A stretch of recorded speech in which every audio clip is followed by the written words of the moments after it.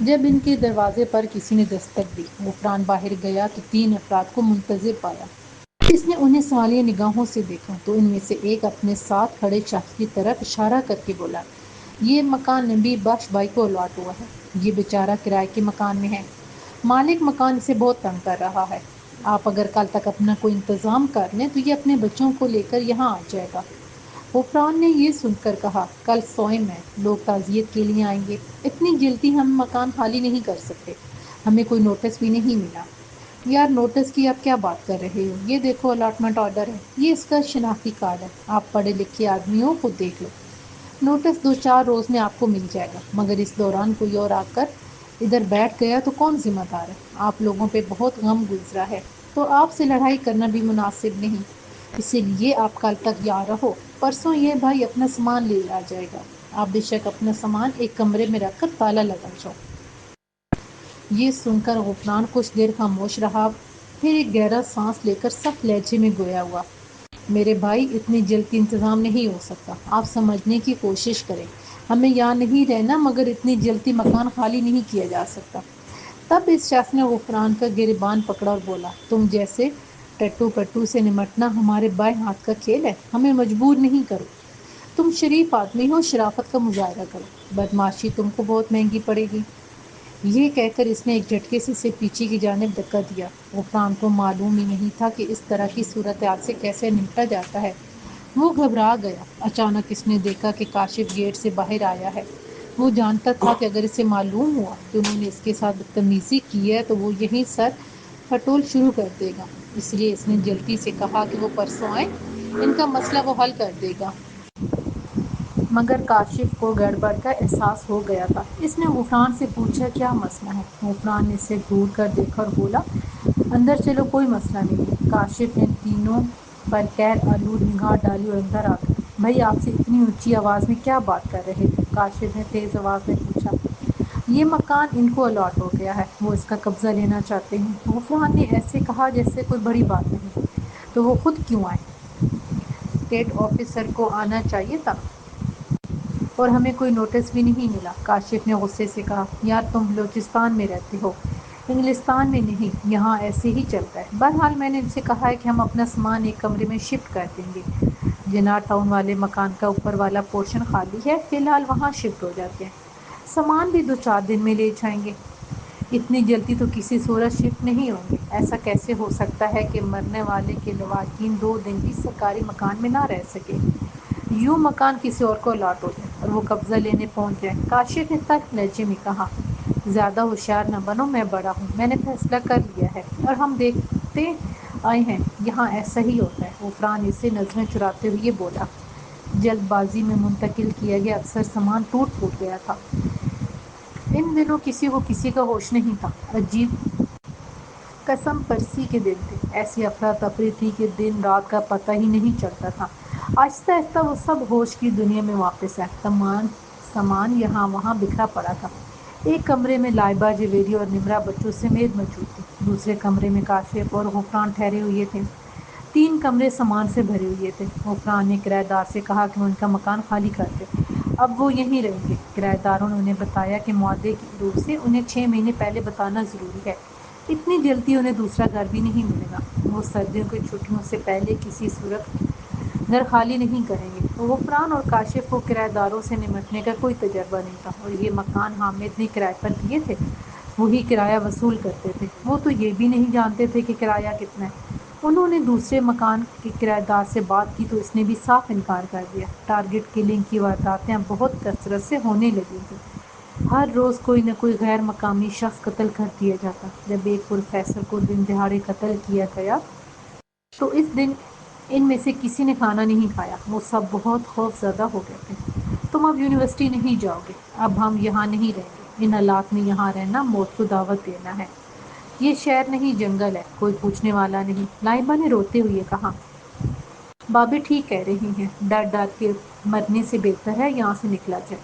کاشف نے اس کی تائید کی۔ غفران کا دل بھی اس شہر سے اچاٹ ہو گیا تھا، مگر مسئلہ نمٹا تھا۔ میں ہاسٹل میں رہ لوں گی، میری سہیلیاں بھی یہاں رہ رہی ہیں، آپ میری فکر نہ کریں، اس نے بھائیوں کا فیصلہ جاننے کے بعد کہا، مگر کاشف کسی صورت اسے وہاں چھوڑنے کے لیے تیار نہیں تھا۔ غفران بھی اسے کراچی لے جانے پر مصر تھا۔ اسے سمجھ نہیں آ رہی تھی کہ وہ کیا کرے۔ وہ نہیں چاہتی تھی کہ اس کے بھائی وہاں رہیں۔ حالات دن بدن مفروش ہو رہے تھے۔ وہ پڑھائی بھی نہیں چھوڑنا چاہتی تھی۔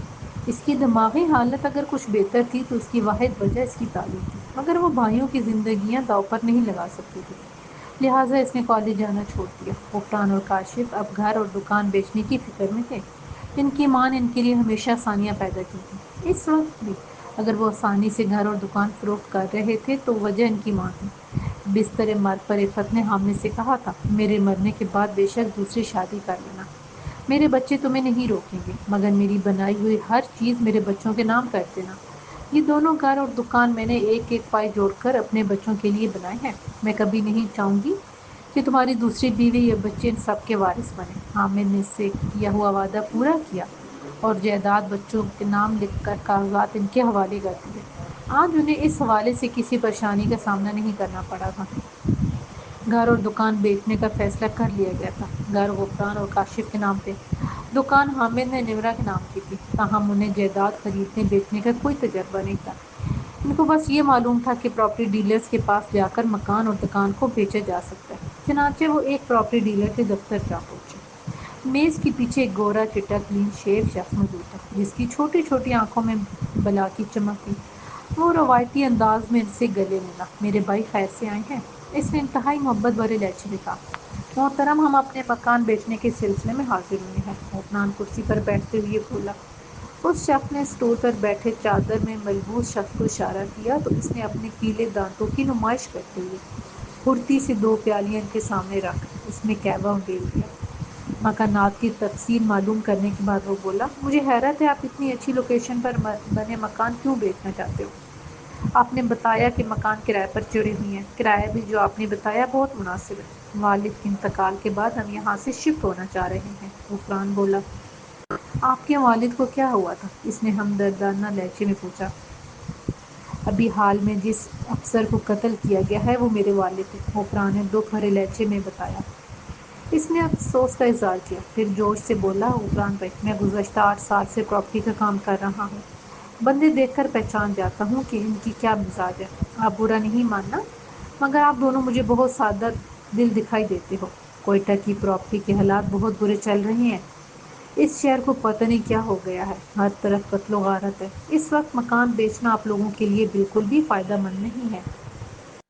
آپ مکان بیچنے کی کوشش کریں، ہمیں فائدہ نہیں چاہیے، بس ہمارا نقصان نہ ہو۔ غفران نے کہا، مجھے کچھ وقت دیں، میں انشاءاللہ آپ کو بہترین قیمت لے کر دوں گا۔ ویسے آپ نے کتنی قیمت سوچی ہے مجھے بتا دیں، میں اس سے اوپر ہی آپ کے لیے کچھ کروں گا۔ ساتھ ہی اس نے ایک فارم پور کرنے کے لیے دیا۔ غفران بھائی، ہماری کچھ شرائط ہوتی ہیں، اگر آپ ان پر عمل کریں گے تو آپ کے لیے آسانی رہے گی اور ہمارے لیے بھی مسئلہ پیدا نہیں ہوگا۔ آپ مجھے بتائے بغیر کسی دوسرے پراپرٹی ڈیلر کے پاس نہیں جائیں گے۔ مکان بیچنے کی صورت میں ہم کل رقم کا 2% آپ سے لیں گے۔ یہ رقم مکان کے انتقال سے پہلے ادا کرنی ہوگی۔ جو گاہک میں لے کر آؤں گا وہ اگر آپ سے براہ راست رابطہ کرے گا تو آپ مجھے بتائے بغیر ان سے مکان نہیں بیچیں گے۔ اگر آپ میرے گاہک کو مکان بیچ دیتے ہیں تو آپ کے 2% میرا کمیشن اور 1% جرمانے کی مد میں ادا کرنا ہوگا۔ غفران نے اس کی ساری شرائط تسلیم کر لی اور فارم پر کر کے ان کے حوالے کر دیا۔ اس نے ٹوکن غفران کو پکڑا دیا۔ گھر آتے ہوئے کاشف نے غفران سے کہا، بھائی ٹوکن لینے کی کیا ضرورت ہے؟ ایک ہی ملاقات میں آپ نے اسے سب کچھ بتا دیا۔ پہلے ایک مکان کی قیمت لگواتے، وہ بک جاتا تو دوسرے کے لیے کوشش کرتے۔ یہ سن کر اس نے کاشف کو گھور کر دیکھا۔ یار، جب مکان فروخت کرنے ہی ہیں پھر بتانا تو پڑے گا۔ اب اگر سب کچھ راز رکھیں گے تو کیسے کام چلے گا؟ ڈیلر 2-4 خریدار لے کر آئے، مگر وہ سب بہت کم قیمت لگا رہے تھے، لہٰذا غفران مکان بیچنے پر راضی نہیں ہوا۔ اس دن جب اس نے ایک بار پھر انکار کر دیا تو ڈیلر بولا، غفران بھائی، میں نے آپ سے پہلے کہا تھا کہ پراپرٹی کی قیمت کافی گری ہے۔ بہرحال میں نے اپنی طرف سے پوری کوشش کی ہے، مجھے تو ایسے ہی لوگ مل رہے ہیں۔ آپ کسی اور پراپرٹی والے سے بات کر کے دیکھیں، شاید کوئی اچھا سودا بن جائے۔ یوں وہ ایک بار پھر پراپرٹی ڈیلرز کی دفتر کے چکر لگانے لگے۔ وہ اسی تگ و دو میں لگے ہوئے تھے کہ ایک دن ان کا کرایہ دار ایک کاغذ لے کر آ گیا۔ یہ دھمکی انگیز خط تھا جو ان دونوں بھائیوں کے نام لکھا گیا تھا۔ لکھا تھا، تم لوگ 10 دن کے اندر شہر چھوڑ کر چلے جاؤ، اگر ایسا نہیں کرو گے تو اس کے بعد جو ہوگا اس کے ذمہ دار تم خود ہوگے۔ تمہارا باپ پہلے ہی ہمارے ہاتھوں مارا جا چکا ہے۔ دشمن کو خبردار کرنا ہماری روایت ہے، اسی لیے تمہیں مطلع کر رہے ہیں۔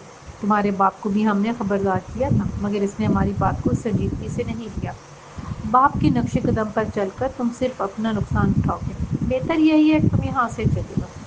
ان دونوں کے ہاتھ پیر پھول گئے تھے۔ ابھی وہ سوچ ہی رہے تھے کہ ان کا کرایہ دار مکان خالی کر کے چل دیا۔ جاتے جاتے اس نے انہیں نصیحت کی کہ دیوار اونچی کر کے اس پر ایک لوہے کی گرل لگا دیں۔ دہشت گرد آج کل گھروں میں ہینڈ گرینیڈ پھینک کر چلے جاتے ہیں۔ اس بات نے ان دونوں کو مزید خوفزدہ کر دیا۔ 2 دن بعد کاشف کے پاس ایک اجنبی نمبر سے کال آئی۔ جیسے ہی اس نے کال اٹھائی، کسی نے اسے بلغمی آواز میں گالی دی اور بولا، تم کو بات سمجھ نہیں آ رہی، تم سے سمجھدار تو تمہارا کرایہ دار تھا، یہاں سے دفع ہو جاؤ یا پھر اپنا کفن سلوا لو، دی گئی مہلت کے بعد تمہیں کسی بھی وقت کی ضرورت پڑ سکتی ہے۔ یہ کہہ کر اس نے فون بند کر دیا۔ وہ دونوں پریشان بیٹھے تھے جب پراپرٹی ڈیلر کا فون آ گیا۔ اس نے انہیں بتایا کہ ایک خریدار ملا ہے جو آپ کے دونوں مکان خریدنا چاہتا ہے۔ وہ مارکیٹ ریٹ سے 6 لاکھ اوپر دینے کو تیار ہے۔ غفران نے فوراً ہاں کہہ دیا۔ ڈیلر حیران رہ گیا۔ کچھ دیر وہ خاموش رہا، پھر اچھا کہہ کر فون کاٹ دیا۔ تھوڑی دیر بعد اس کا فون آیا۔ غفران بھائی، میں نے تو خریدار کے مجبور کرنے پر فون کیا تھا، وہ میرے سامنے بیٹھا تھا، میرے بہت پرانے تعلق والا ہے، اس سے آپ کا مکان بہت پسند آیا، میں نے اسے بتایا بھی ہے کہ وہ بہت کم قیمت لگا رہا ہے، آپ لوگ اتنے میں نہیں دیں گے، مگر اس کا اصرار تھا کہ میں بات کر کے دیکھوں۔ آپ کیوں اس قیمت پر مکان بیچنے کے لیے تیار ہو گئے؟ یہ تو بہت کم قیمت ہے، آپ انتظار کر لیں، میں آپ کو بہت اچھی قیمت لے کر دوں گا۔ یہ سن کر غفران جلدی سے بولا، نہیں آپ ایسا نہ کریں، آپ یہ مکان فروخت کروا دیں تو میں بہت شکر گزار ہوں گا، آپ ہمارے لیے اچھا سوچ رہے ہیں، آپ بہت اچھے انسان ہیں۔ یوں سودا بہت سہولت سے طے پا گیا۔ ڈیلر نے معاملات اپنے ہاتھ میں لے رکھے تھے، اس لیے انہیں کسی پریشانی کا سامنا نہیں کرنا پڑا۔ 2 مکان اتنی کم قیمت میں بیچ کر وہ خوش تو نہیں تھے، مگر اب وہ آزادی سے کہیں بھی جا سکتے تھے۔ ڈیلر نے انہیں کہا کہ دکان کی بہت اچھی قیمت دے سکتا ہے، مگر چونکہ دکان مسجد روڈ پر تھی اور محفوظ ہاتھوں میں تھی، اس لیے انہوں نے اسے نہیں بیچا۔ غفران نے کاشف کی مخالفت کے باوجود نمرہ کو ہاسٹل میں رہنے کی اجازت دے دی تھی۔ وہ نمرہ کی ذہنی حالت سے مطمئن نہیں تھا، جو اب خاموش رہنے لگی تھی، وہ اس سے اس کی خواب نہیں چھین سکتا تھا۔ اس نے نمرہ سے وعدہ لیا تھا کہ کوئی بھی مسئلہ ہوگا وہ اسے فوراً بتائے گی، محنت کرے گی اور اس کے علاوہ کوئی بات نہیں سوچے گی۔ نمرہ بہت دنوں بعد مسکرائی تو اس کی سینے سے بہت بڑا بوجھ اتر گیا۔ ایک دن پراپرٹی ڈیلر نے غفران کو فون کیا کہ کاشف نے نئے شناختی کارڈ کی فوٹو کاپی درکار تھی۔ غفران نے کاشف سے کہا تو وہ فوٹو کاپی لے کر اس کے دفتر چلا گیا۔ جب وہ دفتر میں داخل ہونے لگا تو اس نے دیکھا ڈیلر کا وہ نوکر جو ہر وقت چادر کی بکل مارے رکھتا تھا، کسی سے بات کر رہا تھا۔ کاشف کو یکدم اس کی آواز سن کر دھمکی دینے والا شخص یاد آیا۔ کاشف کو اپنی طرف گھورتے دیکھ کر وہ گھبرا کر ایک سمت میں چل دیا۔ مکان بک چکے تھے، پیسے ان کے اکاؤنٹ میں منتقل ہو گئے تھے، اپنا 2% لے کر ڈیلر فارغ ہو گیا تھا۔ اب اگر وہ اس کا گریباں پکڑ بھی لیتا تو کیا ہوتا؟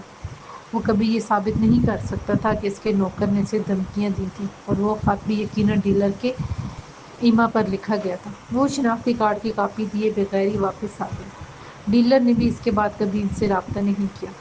شروع میں سارا وجاہت کا ہر حکم بلا چوں چراں مان لیتی تھی، مگر اب کھل کر شکایت کرنے لگی تھی۔ وہ اکثر گلہ کرتی کہ وہ اسے باہر گھمانے نہیں لے جاتا۔ یہ بھی شکایت تھی کہ وہ اسے اس کی ماں سے ملنے نہیں دیتا، اس کے رشتہ داروں کے گھر نہیں جاتا۔ سارا کی والدہ جوانی میں بیوہ ہو گئی تھی، وہ ان کی اکلوتی بیٹی تھی۔ اس کی شادی سے پہلے دونوں خوب گھوما پھرا کرتی۔ ہر دوسرے دن بازار جاتے، باہر کھانا کھاتے، رشتہ داروں کے ہاں جاتے جو کوئٹہ میں 400 پھیلے ہوئے تھے۔ سائرہ کا خاندان بہت بڑا تھا اور آپس میں میل جول بھی بہت تھا۔ شروع میں تو وجاہت اس کے ساتھ ہر جگہ مارا پھرتا تھا، مگر جب اس نے دیکھا کہ یہ سلسلہ ختم ہونے میں نہیں آ رہا تو اس نے روک ٹوک شروع کر دی۔ وجاہت نے جیسی زندگی گزاری تھی، اس میں ایسے میل جول کے کوئی تصور نہیں تھا۔ اس کے والدین کا کوئی قریبی عزیز کوئٹہ میں نہیں تھا، سب سائیوال اور کراچی میں رہتے تھے۔ روز روز کے میل جول سے وجاہت پریشان ہو گیا۔ ایک تو آنے جانے میں اچھا خاصا پیسہ خرچ ہوتا، پھر جب بھی کسی کے گھر جاتے تو خالی ہاتھ نہ جاتے۔ سارا کے خاندان میں لین دین کا بہت رواج تھا۔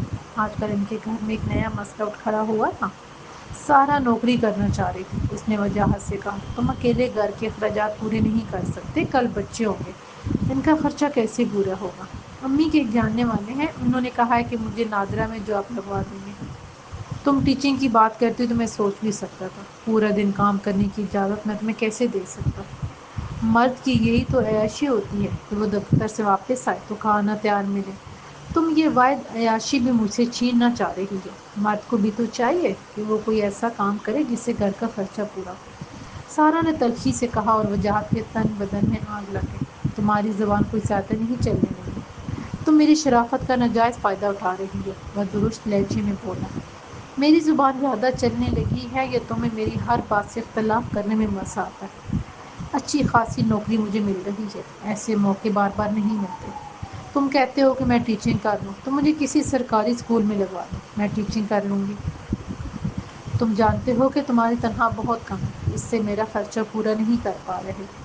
بچے ہوں گے تو کیا کرو گے؟ اوپر سے ہر 2 مہینے بعد تمہارے والدین آ جاتے ہیں، جو تھوڑی بہت بچت ہوتی ہے ان پر خرچ ہو جاتی ہے۔ بتاؤ، جب سے ہماری شادی ہوئی ہے تم نے مجھے کتنے جوتے اور کپڑے لے کر دیے؟ سائرہ نے اپنی بڑاس نکالی تھی۔ یہ سن کر وجاہت کے لبوں پر زہریلی مسکراہٹ آ گئی۔ تو کس نے کہا تھا مجھ سے شادی کرو؟ ہم نے تو تم لوگوں سے کچھ بھی نہیں چھپایا تھا۔ میں کلرک تھا، تمہاری ماں کو پتا تھا اور تم بھی جانتی تھی۔ اس وقت تو میری ماں کو بہلا پھسلا کر تمہیں میرے سر مونڈ دیا، زبردستی 10 لاکھ حق مہر لکھوا دیا، کیونکہ تمہاری ماں جانتی تھی کہ تمہارے اندر گھر بسانے کا کوئی گن ہی نہیں ہے۔ میرے ساتھ رہنا ہے تو اسی تنخواہ میں گزارا کرنا ہوگا، اور نوکری کا تو سوچنا بھی نہیں۔ اور یہ تم کیا جتلاتی رہتی ہو، تمہاری ماں تمہیں جوتے اور کپڑے دیتی ہے، وہ تم پر احسان نہیں کرتی، یہ سب تمہارے ماں باپ کا مال ہے جس پر وہ سانپ بن کر بیٹھی ہوئی ہے۔ ہونا تو یہ چاہیے تھا کہ وہ تمہیں تمہارا حصہ دے دیتی، نوکری کرنے کا نہ کہتی۔ سائرہ نے جواب دینے کے لیے منہ کھولا ہی تھا کہ اس نے انگلی کے اشارے سے اسے چپ کروا دیا۔ مجھے معلوم ہے تم کیا پھول بکھیرنے جا رہی ہو، اگر بات بڑھانا چاہتی ہو، میرے ساتھ نہیں رہنا تو بولو۔ یہ وہ مقام تھا جہاں سارا کے پر جلتے تھے، اور یہ وہ بات وجاہت جانتا تھا۔ وہ خاموشی سے اٹھ کر وہاں سے چلی گئی تو وجاہت نے ایک گہرا سانس لیا۔ ان دونوں کے درمیان عجب نفرت انگیز محبت کا رشتہ تھا۔ سارا نے دوبارہ نوکری کی بات نہیں کی، یہ بات وجاہت کے لیے اطمینان بخش تھی۔ ایک دن دفتر میں اچانک وجاہت کے پیٹ میں شدید درد اٹھا، اس کا جی بھی متلانے لگا۔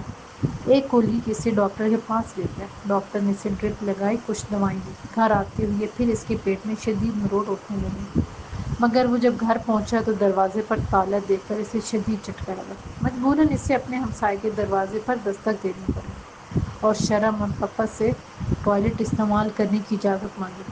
اسے سائرہ پر شدید غصہ آ رہا تھا، جو بنا بتائے جانے کہاں چلی گئی تھی۔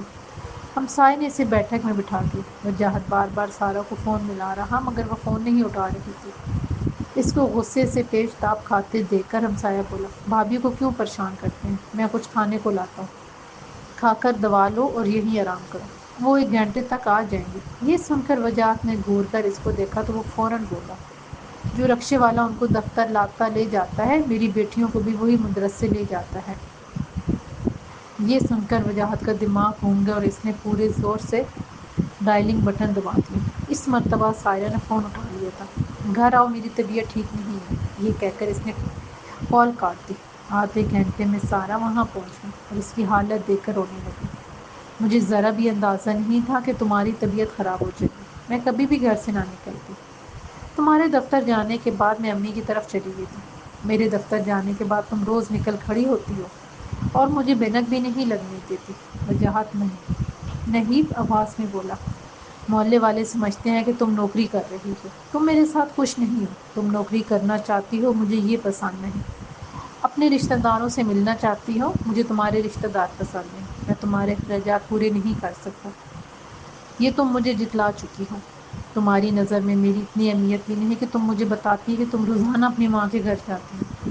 ہم اس طرح ساتھ زندگی نہیں گزار سکتے، مجھے لگ رہا ہے کہ میں تم پر ظلم کرتا ہوں، تم یہاں سے چلی جاؤ، ہم ساتھ نہیں رہ سکتے۔ وجاہت نے شکستہ لہجے میں کہا۔ سارہ کی آنکھوں سے آنسو بہہ جا رہے تھے، وجاہت کا پیلا رنگ اسے دیکھا نہیں جا رہا تھا۔ میں تمہاری اجازت کے بغیر آئندہ کبھی اپنی ماں سے ملنے نہیں جاؤں گی، کسی رشتہ دار سے ملوں گی نہ انہیں گھر بلاؤں گی، تم بس جلدی سے ٹھیک ہو جاؤ، اس نے روتے ہوئے کہا۔ سارہ، یہ باتیں، یہ وعدے میرے لیے نئے نہیں ہیں، تم پہلے بھی یہ سب کر چکی ہو۔ اس وقت میری حالت دیکھ کر تم جذباتی ہو رہی ہو۔ جب اس بہاؤ سے نکلو گی تو پھر تم دوسرے کنارے پر کھڑی ہوگی، جہاں میری آواز بھی تمہیں سنائی نہیں دے گی۔ تم یہاں سے چلی جاؤ اس سے پہلے کہ میں کچھ ایسا ویسا کہہ دوں کہ پھر کہنے کے لیے کچھ نہ بچے۔ وجاہت نے سر پیچھے کہا، میں تم اس حالت میں چھوڑ کر کہیں نہیں جاؤں گی۔ تم ٹھیک ہو جاؤ، پھر جیسا تم کہو گے میں کروں گی۔ اس کی بات پر وجاہت نے سامنے دھرا پانی کا گلاس اٹھا کر زور سے دیوار پر دے مارا۔ سارا خوفزدہ نگاہوں سے اس کو دیکھ رہی تھی۔ میں تم سے کہہ رہا ہوں یہاں سے جاؤ، اس سے پہلے میں تمہیں یا خود کو کچھ کر دوں۔ وجاہت داڑا۔ سارا نے بانپ لیا تھا کہ اس کی دماغی حالت ٹھیک نہیں ہے۔ وہ خاموشی سے اٹھی اور وہاں سے نکل گئی۔ وجاہت اکیلا تھا، بیمار تھا، اندر سے ٹوٹا ہوا تھا۔ شام کو جب شمیم بیگم کو فون آیا تو وہ کمزور پڑ گیا اور ساری بات انہیں بتا دی۔ انہوں نے جٹ سارا کی ماں کو فون ملا دیا۔ جیسے دوسری طرف سے ہیلو کی آواز ہے، وہ گرجدار آواز میں بولی، تمہاری بیٹی گھر بسانے کا ارادہ رکھتی ہے یا نہیں؟ وجاہت کو بتائے بغیر روز سیر و تفریح کے لیے نکل جاتی ہے۔ اس میں کچھ شرم حیا ہے؟ کوئی خاندانی لڑکی تو اس طرح کی حرکتیں نہیں کر سکتی۔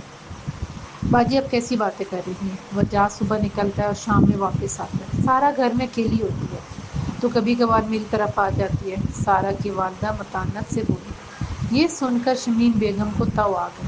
ہاں کبھی کبھار تمہاری طرف آتی ہے، اسی لیے وجاہت کا پڑوسی پوچھ رہا تھا کہ یہ نوکری کہاں کرتی ہے؟ روزانہ رکشے والا اسے لاتا لے جاتا ہے۔ تم اس کا گھر بسنے دو گی یا نہیں؟ جب تم اس کے بغیر نہیں رہ سکتی تھی تو اس کی شادی ہی کیوں کی؟ 45 سال گھر میں رکھا تو باقی عمر بھی گھر بٹھاتی، شمیم بیگم نے تشی سے کہا۔ دوسری طرف کچھ دیر کے لیے خاموشی چھا گئی۔ پھر جب سارا کی والدہ بولی تو ان کے تیور بدلے ہوئے تھے۔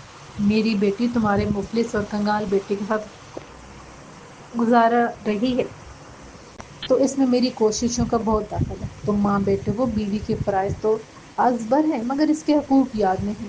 میرا بیٹا مفلس اور کنگال ہے تو یہ پہلے سوچنا تھا۔ اس وقت تو تمہاری بیٹی میرے آگے پیچھے پھرتی تھی۔ خوش آمد کا ایسا کون سا انداز تھا جو تم نے نہیں اپنایا؟ مجھے بالکل اندھا کر دیا۔ اب میں تمہیں میرے بیٹے میں اب نظر آنے لگے ہیں؟ اپنی بد کردار بیٹی کو کچھ نہیں کہہ رہی، شمیم بیگم نے چیختے ہوئے کہا۔ شمیم تمہیں ان ساری باتوں کا حساب دینا ہوگا۔ تم نے میری بیٹی کو بد کردار کہا ہے۔ اگر تمہارے بیٹے اور شوہر کو میں نے زمین پر ناک نہ رگڑوائی تو میرا نام بدل دے۔ ابھی تک تو میں بہت شرافت کا مظاہرہ کر رہی تھی مگر اب تمہیں تمہاری اوقات دکھاؤں گی۔ سب کو معلوم ہے کہ تم لوگ نائی ہو۔ تمہارے ایک رشتہ دار کی پٹیل روڈ پر دکان بھی تھی، تم لوگوں نے یہ بات چھپائی اور دھوکے سے ہم سے رشتہ جوڑ دیا۔ شمیم بیگم غصے کی وجہ سے بول نہیں پا رہی تھی، ان کا بلڈ پریشر ہائی ہو گیا تھا۔ بشیر صاحب نے اسے فون چھین کر بند کر دیا۔ وجاہت تندور سے روٹی لے کر آ رہا تھا کہ اسے چند جانے پہچانے چہرے نظر آئے۔ وہ سارا کے رشتہ دار تھے۔ وہ حیران تھا کہ وہ کالونی میں کیا کر رہے ہیں۔ ان میں سے ایک لڑکا اس کے قریب آ کر بولا، سارا ہماری بہن ہے، تم نے اسے لاوارث سمجھا ہے، جب چاہو گے گھر میں قید کر لو گے، جب چاہو گے گھر سے نکال دو گے، تم خود کو سمجھتے کیا ہو؟ وجاہت کو توقع نہیں تھی کہ اس سے یہ سب سننے کو ملے گا۔ اسے طیش آ گیا۔ وہ بولا، دفع ہو، ابھی تمہارے دودھ کے دانت بھی نہیں گرے اور بہن کے رکھوالے بن کے آگے ہو۔ کسی بڑے کو بیچ، خواہ مخواہ میرے ہاتھوں سے پھٹ جائے گا۔ دوبارہ تم کالونی میں دکھائی دیے تو تمہاری ہڈی پسلی کر دوں گی۔ اسے شرافت کی زبان سمجھ نہیں آئی، اس کا کچھ کرنا پڑے گا، لڑکے نے اپنے ساتھیوں کی طرف دیکھ کر کہا۔ وجاہت جو بڑی مشکل سے خود کو کوئی نازیبا بات کہنے سے روک رہا تھا، اس نے لڑکے کے منہ پر ایک زوردار مکہ جڑ دیا۔ دان پان سا لڑکا وہیں گر پڑا۔ اس کے ساتھی یہ دیکھ کر وجاہت پر پل پڑے۔ وہ تو بھلا ہو کالونی والوں کا جنہوں نے اس کی جان چھڑائی۔ اس کو اچھی خاصی چوٹیں آئی تھیں۔ اس کے پڑوس میں ایک وکیل صاحب رہتے تھے، انہوں نے اسے فوراً رکشے میں بٹھایا، کلینک لے جا کر اس کی میڈیکل رپورٹ تیار کی اور تعلقات کا استعمال کر ان لڑکوں کے خلاف ایف آئی آر درج کروا دی۔ ایف آئی آر تو درج ہو گئی مگر سارا کے خاندان کے تعلقات بہت وسیع تھے۔ ایس ایچ او مسلسل اس پر صلح کے لیے دباؤ ڈال رہا تھا۔ بشیر صاحب بھی بیگم کے ساتھ آ گئے تھے۔ لڑائی کے تیسرے روز وجاہت کے پاس سارا کی کال آئی۔ کال اٹھاتے اسے سارا کی سسکی سنائی دی۔ وجاہت، یہ سب کیا ہو رہا ہے؟ وہ سسکیوں کے درمیان بولی۔ ہونا کیا ہے؟ تمہاری ماں نے غنڈے بھیجے تھے، میں جو تم پر ظلم کرتا ہوں وہ اس کا حساب لینے آئے تھے، وجاہت نے تلخی سے کہا۔ یہ سن کر سارا کا رونا تھم گیا۔ وجاہت، تم کوئی بھی قسم لے لو، امی نے فیضان کو نہیں بھیجا۔ اس دن جب تمہاری امی نے کال کی تو فیضان وہیں بیٹھا تھا۔ تمہاری ممی نے میرے اور میرے خاندان کے بارے میں اتنی غلیظ باتیں کی کہ فیضان نے دماغ میں وہ باتیں بٹھا لی اور کسی کو بتائے بنا اپنے دوستوں کو لے کر تم سے الجھنے پہنچ گیا۔ ہمیں تو معلوم ہی تھا بوا جب پولیس کا ہے۔ میں تو گھر واپس آنے کا سوچ رہی تھی۔ مجھے معلوم تھا کہ تم مجھے بلاؤ گی نہیں۔ تم نے اپنی ممی کو بتانے کی ضرورت ہی کیا تھی؟ یہ ہمارا آپس کا معاملہ تھا۔ سارا کی بات سن کر وجاہت کو خود پر کیے جانے والے حملے کی وجہ سمجھ آ گئی۔ وجاہت، خدا کے لیے اس کیس کو ختم کرو اور ایف آئی آر واپس لے لو۔ فیضان کے ابو بھی تم پر ایف آئی آر کروانا چاہ رہے تھے۔ اس کی ناک کی ہڈی ٹوٹ گئی ہے۔ ماموں اور فیضان خود تم سے معافی مانگنے آئیں گے۔ میں تمہیں پہلے ہی کہہ چکی ہوں کہ جیسا تم کہو گے ویسا کروں گی۔ خدا کے لیے بات کو آگے نہ بڑھاؤ۔ وجاہت نے گہرا سانس لیا اور بولا، تھانے کچہری کی چکر لگانے کا مجھے بھی کوئی شوق ہے۔ میں تو ایف آئی آر بھی درج نہ کرواتا۔ وہ تو وکیل صاحب وہاں موجود ہیں، وہ مجھے تھانے لے گئے۔ میں خود بھی جھگڑے کو ختم کرنے کے لیے تیار ہوں، مگر تمہارے ماموں اور فیضان کو مجھ سے معافی مانگنی پڑے گی۔ یہ سن کر سارا خوش ہو گئی اور بولی، تم بے فکر رہو، میں ابھی امی سے بات کرتی ہوں۔ وہ ماموں اور فیضان کو لے کر آج ہی تمہاری طرف آئیں گے۔ وجاہت نے دل ہی دل میں شکر ادا کیا کہ مسئلہ حل ہونے جا رہا تھا۔ سارا کی طرف سے بھی وہ مطمئن ہو گیا تھا۔ کتنے مصائب کے بعد اسے ضرور عقل آ گئی ہوگی۔ اس نے جب یہ بات اپنے والد اور والدہ کو بتائی تو بشیر صاحب کچھ تو بولے، مگر شمیم بیگم غصے میں آ گئی۔ میں انہیں معاف نہیں کروں گی۔ ان سب کو جیل کی ہوا کھانی پڑے گی۔ تم نے اپنی حالت دیکھی ہے۔ اگر آس پاس کے لوگ تمہیں نہ بچاتے تو شاید وہ تمہیں جان سے مار ڈالتے۔ تمہاری بیوی ایک نمبر کی جھوٹی ہے۔ ممی میری سرکاری نوکری ہے اور مجھے کوئٹہ میں رہنا ہے۔ یہ تھانے کچہری کی چکر مجھ سے نہیں ہوتی۔ ویسے بھی میں نے اس لڑکے کی ناک توڑ دی ہے، جبکہ مجھے ہلکی پھلکی چوٹیں آئی ہیں جو ایک دو دنوں میں ٹھیک ہو جائیں گی۔ یہ معاملہ حل ہوتا ہے تو اسے حل ہوتا ہے۔ بشیر صاحب نے اس کی تائید میں سر ہلائے اور بولے، شمیم یہ ٹھیک کہہ رہا ہے۔ ہم ملازمت پیشہ لوگ ہیں، یہ لڑائی جھگڑے ہمارے بس کی بات نہیں۔ تم خاموش رہو اور انہیں آنے دو۔ ویسے وہ کب آ رہے ہیں؟ وہ وجاہت کی طرف متوجہ ہو کر بولے، وہ آج آنے کا کہہ رہے تھے۔ 2 ہفتے گزر گئے مگر کوئی نہیں آیا۔ اس نے کئی مرتبہ سارا سے بات کرنے کی کوشش کی مگر اس کا نمبر بند جا رہا تھا۔ اس کے والدین بھی یہاں پھنس کے رہ گئے تھے۔ وہ اسے تنہا چھوڑ کر واپس نہیں جانا چاہتے تھے۔ کراچی میں شجاعت اکیلا تھا۔ بشیر صاحب نے بیگم کو واپس بھجوا دیا۔ وجاہت کو اب سارا قصور اپنا ہی لگ رہا تھا کہ اسے سارا کو گھر سے جانے کا نہیں کہنا چاہیے تھا اور اس لڑکے پر ہاتھ نہیں اٹھانا چاہیے تھا۔ وہ خود کو ملامت ہی کرتا رہتا جو اگر اس دن بازار میں سارا کو اس لڑکے فیضان کے ساتھ موٹر سائیکل پر نہ دیکھ لیتا۔ وہ دونوں ہنس ہنس کر باتیں کرتے ہوئے جا رہے تھے۔ سارا کو دیکھ کر نہیں لگتا تھا کہ وہ پریشان ہو۔ اس کا خیال تھا کہ سارا کو اس کی ماں نے قید کر رکھا ہے اور اس سے بات کرنے نہیں دے رہی، مگر وہ تو آزادی سے بازار میں پھر رہی تھی۔ پہلے اس نے سوچا اس سے بات کرے، مگر وہ اس لڑکے سے واقف تھا۔ وہ بیچ بازار میں تماشا لگانے میں دیر نہیں کرتا۔ اسی لیے وجاہت نے ایسا نہیں کیا، بس ساری رات کوٹتا رہا۔ اسے سارا پر غصہ آ رہا تھا جو اس لڑکے کو معافی مانگنے کا کہنے کی بجائے اس کے ساتھ بازاروں میں گھومتی پھر رہی تھی۔ اس نے اپنی ساس کو فون کیا، سلام کیا تو دوسری طرف سے سخت لہجے میں جواب آیا، آنٹی آپ کی بیٹی میرے ساتھ رہنا چاہتی ہے یا نہیں اور آپ اس کا گھر بسنے دیں گی؟ بیٹا تمہاری ماں بھی یہی پوچھ رہی تھی۔ جب میں نے جواب دیا تو اس نے فون بند کر دیا۔ میری بیٹی تم جیسے غیر ذمہ دار شخص کے ساتھ اگر رہ رہی ہے تو اس کی وجہ صرف میں ہوں۔ میں اس کی ضروریات پوری کرتی ہوں۔ تمہارے پاس اس کو دینے کے لیے ہے ہی کیا؟ ایک ڈھنگ کا جوڑا تو اسے دلا نہیں سکے، گھر سے بھی نکال دیا اور سوال مجھ سے کر رہی ہے۔ یہ سن کر اسے شدید غصہ آیا۔ مجھے غیر ذمہ داری کا طعنہ نہ دو، میں اپنی ذمہ داریاں اچھی طریقے سے نبھا رہا ہوں۔ دوسری بات، وہ بیاہ کے میرے گھر آئی ہے تو اسے زندگی بھی میرے مطابق گزارنی ہوگی۔ میں نے اسے گھر سے نکالا تو بالکل ٹھیک نکالا ہے۔ وہ کیوں روزانہ میرے جانے کے بعد گھومنے نکل جاتی تھی؟ اپنی زبان کو لگام دو، وہ گھومنے نہیں جاتی تھی، میرے پاس آتی تھی۔ تم نے میری ہنس مکھ بیٹی کی زندگی تباہ کر دی، اس کی خوشیاں چھین لی۔ وہ روآنسی آواز میں بولی، اچھا وہ اس اونڈے کے ساتھ بازار خوشیاں تلاش کرنے گئی ہوگی جو اپنے آوارہ دوستوں کے ساتھ شرفا کا راستہ روکتا ہے۔ وجاہت نے طنزیہ لہجے میں کہا، مجھے سارا نے بتایا تو تھا کہ تم انتہائی تنگ ذہن کی آدمی ہو، مگر تمہارے دماغ میں اتنی غلاظت بھری ہے، میں کبھی سوچ بھی نہیں سکتی تھی۔ سارا نے چھوٹے بھائی کی طرح ہمیشہ اس کے لاڈ کیے ہیں، نہ جانے تمہارے ماں باپ نے کیسی تربیت کی ہے تمہاری۔ وہ انتہائی حقارت بھرے لہجے میں بولی تھی۔ وجاہت یہ سن کر بکھلا گیا۔ اس کے دماغ میں تو دور دور تک ایسی کوئی بات نہیں تھی۔ اس سے غصہ اس بات پر تھا کہ اس لڑکے کو معافی مانگنے پر مجبور کرنے کی بجائے وہ اس کے ساتھ بازار میں گھوم رہی تھی اور وہ انتظار کر رہا تھا۔ میرا مطلب یہ ہرگز نہیں تھا۔ آپ بات کو غلط سمت لے کر نہ جائیں اور مجھے یہ بتائیں کہ سارا کو گھر بھجوائیں گی یا نہیں، اور وہ لڑکا اور اس کا باپ آ کر معافی مانگیں گے تاکہ مسئلہ حل ہو۔ وجاہت نے نرمی سے کہا، میں سارا کو تم جیسے شکی مرد کے گھر اب کبھی نہیں بھیجوں گی۔ کوئی تمہاری ضمانت لے گا تبھی بات آگے بڑھے گی۔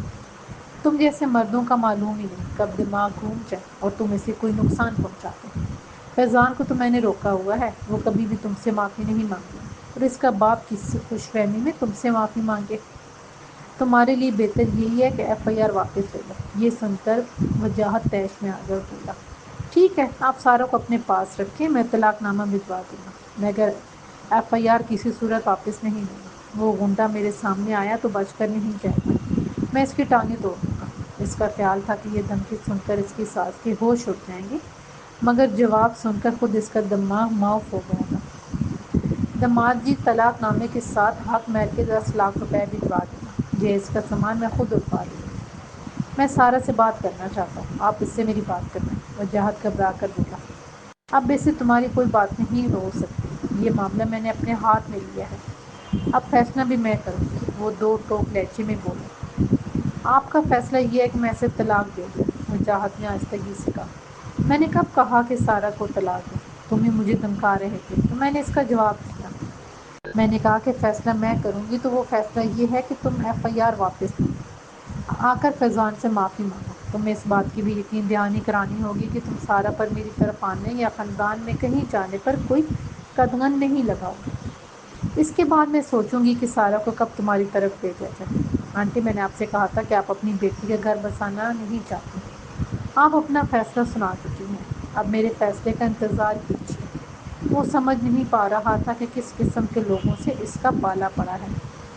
وہ اپنی گزشتہ زندگی میں ایسا گناہ تلاش کر رہا تھا جس کی وجہ سے اس پر ایسا عذاب نازل ہوا۔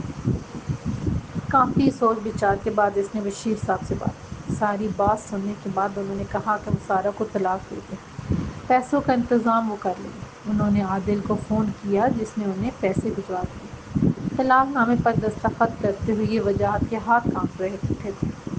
وہ آخری بار سارا سے بات کرنا چاہتا تھا مگر ایسا نہیں ہو پایا۔ وہ رونا چاہتا تھا مگر کچہری کا ماحول ایسا تھا کہ نہ معاشرہ اسے بطور مرد اجازت دیتا تھا کہ وہ یوں سرعام بولے۔ سارا جیسی بھی تھی اس کی بیوی تھی۔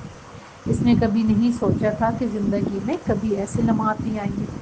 بڑی مشکل سے اس نے طلاق نامے پر دستخط کیے اور وہاں سے چلا آیا۔ بشیر صاحب نے 10 لاکھ کا چیک ان کے حوالے کر دیا۔ اگلے دن صبح صبح ان کے نمبر پر بینک سے کال آئی۔ بینک مینیجر جاننا چاہ رہا تھا کہ چیک کیش کرانا ہے یا نہیں۔ کس کا فون تھا؟ وجاہت جو دفتر کے لیے نکل رہا تھا، اس نے بشیر صاحب سے پوچھا، تمہاری سابقہ ساس صبح سویرے ہی بینک پہنچ گئی ہے، نہ جانے رات کو اسے نیند بھی آئی ہوگی یا نہیں۔ شمیم نے کسی قسم کے لوگوں میں ہمیں پھنسا دیا، میں بھی بالکل اندھا ہو گیا تھا، نکاح والے دن ہی مجھے سمجھ جانا چاہیے تھا، مگر ہر معاملے میں افہام و تفہیم سے کام لینے کی عادت ہے، مجھے کہیں کا نہیں چھوڑا۔ آج تمہاری حالت کے ذمہ دار تمہارا باپ ہے، میں نے ہی تمہیں مجبور کیا تھا۔ بشیر صاحب اب دیدہ ہو گئے۔